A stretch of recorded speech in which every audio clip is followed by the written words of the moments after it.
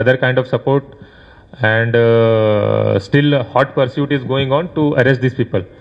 మొత్తం అరెస్ట్ అయిన తర్వాత only this details will be shared. ఇప్పటి వరకు సీజ్ అయిన ప్రాపర్టీలో cash 51,000, 2 mobile phones, 2 SIM cards and వాళ్ళు యూజ్ చేసిన ఫేక్ ఆధార్ కార్డ్ షీట్ చేయడం జరిగింది. ఇది కాకుండా అఫెన్స్లో యూజ్ అయిన బైక్ ఆల్రెడీ ధర్మపూర్లో అది మనకి రికవరీ అయింది.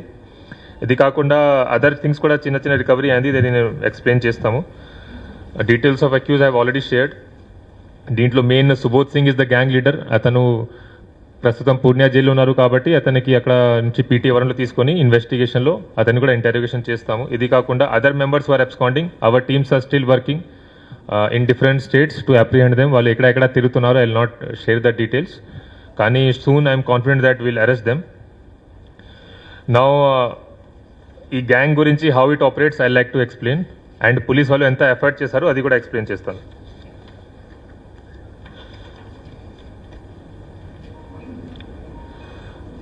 So this gang leader Subodh Singh, he operates from Bihar, కానీ he has spent a lot of time in other jails also.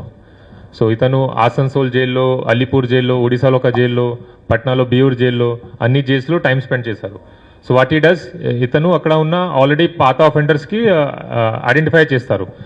ఈ కేసులో ఇన్వాల్వ్ అయిన అన్ని ఆఫెండర్స్ మీద పాత డకాతి కేసు ఉంది, ఆర్మ్స్ యాక్ట్ కేసు ఉంది, ఒక అక్యూజ్ రవీష్ కుమార్ మీద 2 మర్డర్ కేసు కూడా ఉన్నాయి. So they are already wanted in their state. Raghunath Karmakar is a rowdy shooter in Asansol, on a police station in Asansol Commissionerate also. So ఈ type of gang members కి identify చేసి recruit చేస్తారు. he provides regular salary also sometimes. ఇట్లా offence అయిన తర్వాత, మంచి అయిన తర్వాత, ఫర్ ఎగ్జాంపుల్ ఈ ఆఫెన్స్లో పెద్దగా వాళ్ళు చేయలేదు ఎందుకంటే మధ్యలో ఫైరింగ్ అయింది. So for them it's a operation failure. వాళ్ళ ఆపరేషన్ ప్రకారం ఇది ఫెయిల్ అయింది because very less gold they were able to steal. కానీ మంచి చేస్తే 15% ఇన్సెంటివ్ కూడా ఇస్తారు. ఇట్లా గ్యాంగ్లో పని నడుస్తుంది. నా strictly they follow need to know basis. Need to know basis ఏంటి అంటే, ఆ గ్యాంగ్లో ఎవరైనా పని చేస్తున్నారో వాళ్ళకి వేరే వాళ్ళ గురించి ఐడెంటిటీ తెలియదు. ఫర్ ఎగ్జాంపుల్ ఈ గ్యాంగ్లో ఫస్ట్ టీం 5 మెంబర్స్ వచ్చారు. ఆ 5 మెంబర్స్కి ఫేక్ నేమ్స్ ఇచ్చారు. వాళ్ళకి ఫేక్ ఆధార్ కార్డ్స్ ఇచ్చారు. ఆ ఆధార్ కార్డులో ఉన్న నేమ్స్ మాత్రమే వాడాలి. For example this Raghunath Karmakar name is real name, అతనికి ఇచ్చిన ఫేక్ నేమ్ ఇస్ జగీరా సింగ్. అట్లాగే Ravish Kumar is real name, అతనికి ఇచ్చిన నేమ్ ఇక్కడ ప్రద్యుమన్ కుమార్. ఆ నేమ్లో ఆధార్ కార్డు కూడా ఇచ్చారు. ఇక్కడ షెల్టర్ తీసుకున్నప్పుడు ఎవరైనా పోలీస్ వాళ్ళు పెడితే ఐడి కార్డు అడిగినప్పుడు ఇది చూపించాలి. జిరాక్స్ తీసుకొని ఈజీగా వాళ్ళు ఏఐ యూస్ చేసుకొని ఫోటో మార్ఫింగ్ చేసుకొని చేస్తున్నారు. కానీ ఈ 5 అక్యూజ్లో ఈచ్ అదర్కి రియల్ నేమ్ ఉంది, ఏ టౌన్ వాళ్ళు ఉన్నారు, ఏ నేటివ్ ఉన్నారు అది తెలియదు. ఈ గ్యాంగ్కి స్పెషాలిటీ ఇది. Need to know basis maintain చేస్తే పోలీస్ వాళ్ళకి ఇన్వెస్టిగేషన్లో చాలా ప్రాబ్లం అవుతుంది. ఎందుకంటే ఒక పర్సన్కి పట్టుకొని we try to get details of other people, కానీ అతనికి అదర్ మెంబర్స్ గురించి ఐడియా లేదు.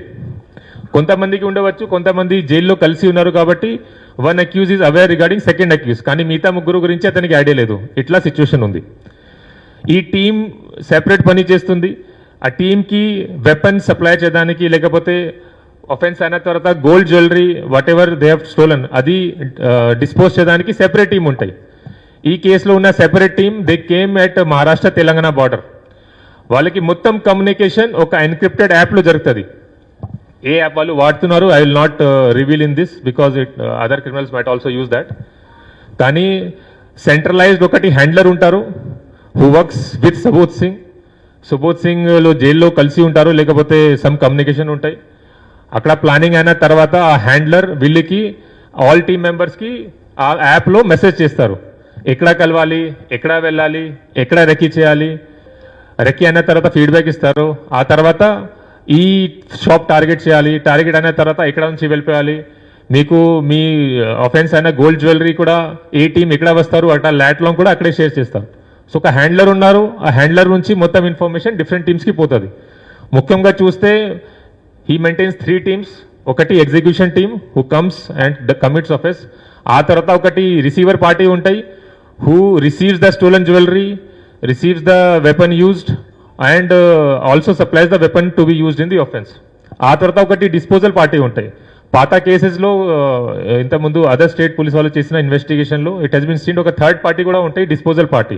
ఈ సెకండ్ పార్టీ మొత్తం గోల్డ్ జ్యువెలరీ తీసుకుని ఆ థర్డ్ పార్టీకి హ్యాండ్ ఓవర్ చేసి mostly this gold jewellery is melted and ఆ నేపాల్ రూట్ వైపు నేపాల్ పంపించి అక్కడ అమ్మేస్తారు.